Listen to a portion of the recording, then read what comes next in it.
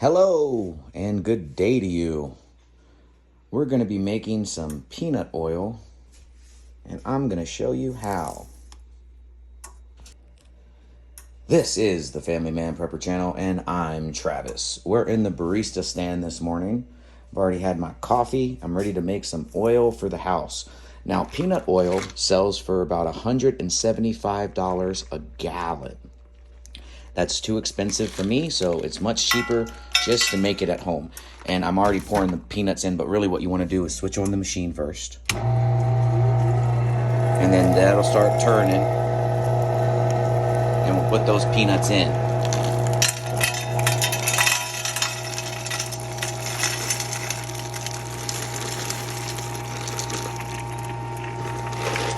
This is 2 pounds of peanuts. Every pound of peanut will make roughly 1 cup of oil. Now, depending on the oil you're making, whether it's almonds or flaxseed or sunflower seed or walnuts, depends on the temperature you want to set the heat for. Peanuts, I find, do best between the temperature of 180 and 200 degrees. So I have my machine set for 200. And that way it'll hot press it. And the difference between a hot press and a cold press is how much oil you get.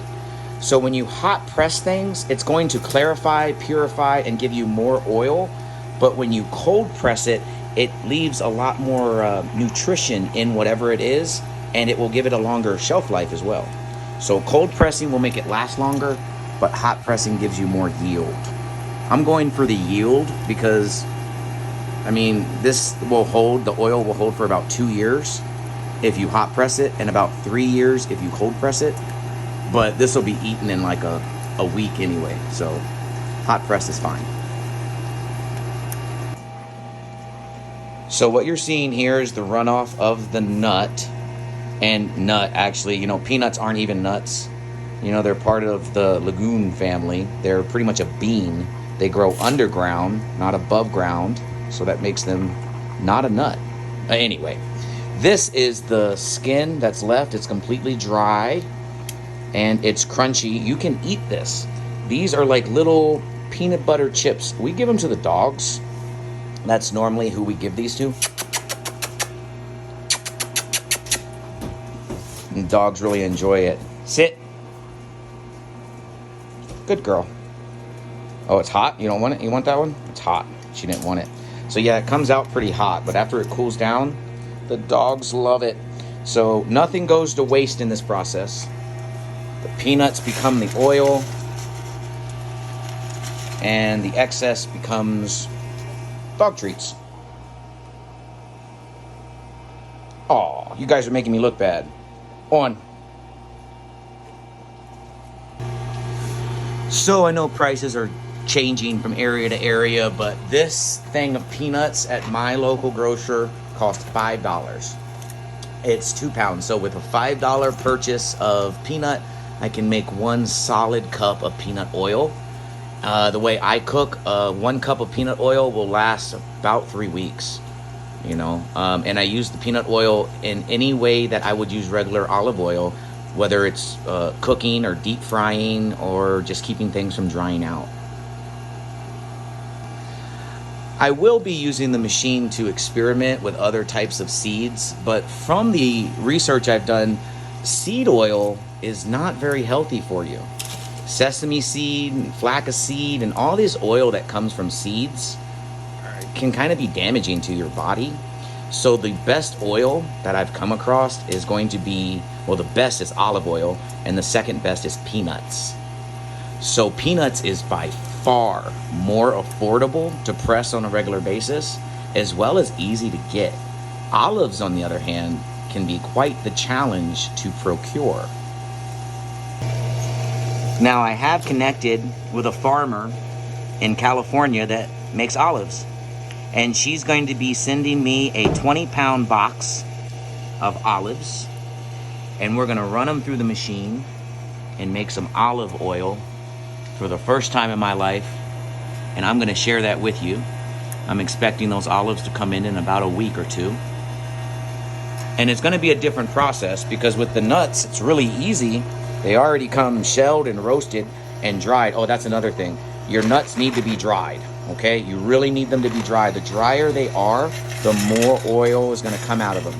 So when you get the nuts that are in the shell, they might be a little bit cheaper, but they're normally not dry enough and don't make the same amount of oil as the ones that are already dry roasted, right?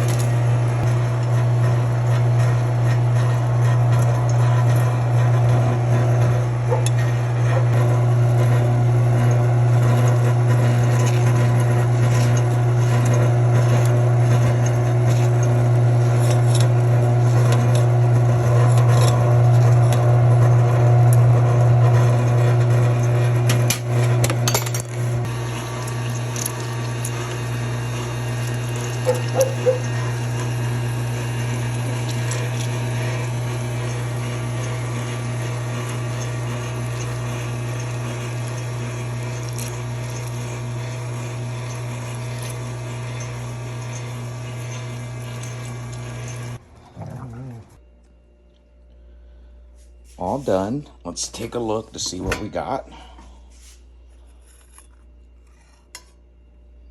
Now, that is a huge yield, but it's not oil yet. We still need to cure it. And the stuff that's left here, normally what I do with it is turn it into peanut butter. You add a little bit of sugar, then a splash of milk, and it's better than any peanut butter you will buy at the store. It is so fresh and delicious. So this doesn't get wasted either, but we are done with it for now. What we want to do is cure this into oil. So these are some oils that I did a few days ago. And you can see they're at different stages. I did this one about 3 days ago. This one was about 2 days ago. And I did that one about a day ago.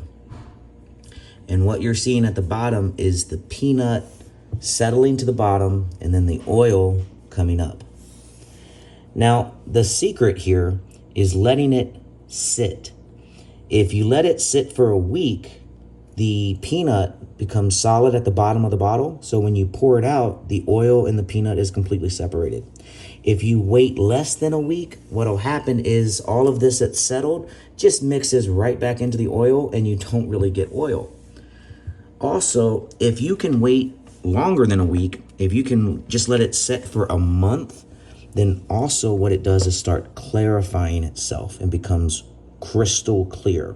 So it's all about time. But this was all the glass bottles I had. I had these 3 and I still wanted to do more peanut oil. So I started doing it like this. What I started doing was just putting the oil to let it cure right back into the container that I paid for.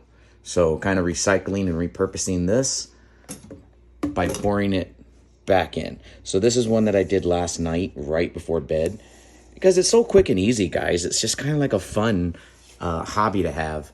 But just over a few hours, you can see the oil has already begun to separate from the peanut, and we'll just let this sit, and eventually you just pour the oil right out. So let's do this one. And although it's already been strained, we're gonna double strain it.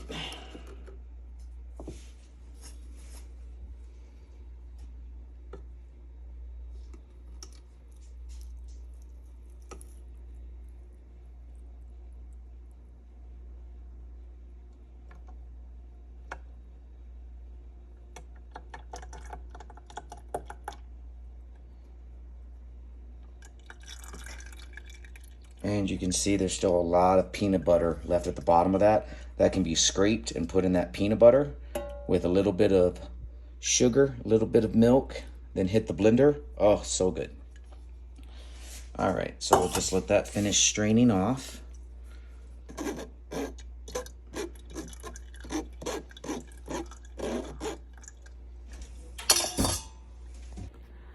And that's how easy it is to make your own cooking oil at home. And we know how important this is because oil is going up and up and up in price. So if you can make it at home and become just a little bit more independent, that's wonderful. I hope you enjoyed. I am Travis, and this is the Family Man Prepper Channel. I'm going to show you how to make olive oil next. So make sure you like, subscribe, stay tuned.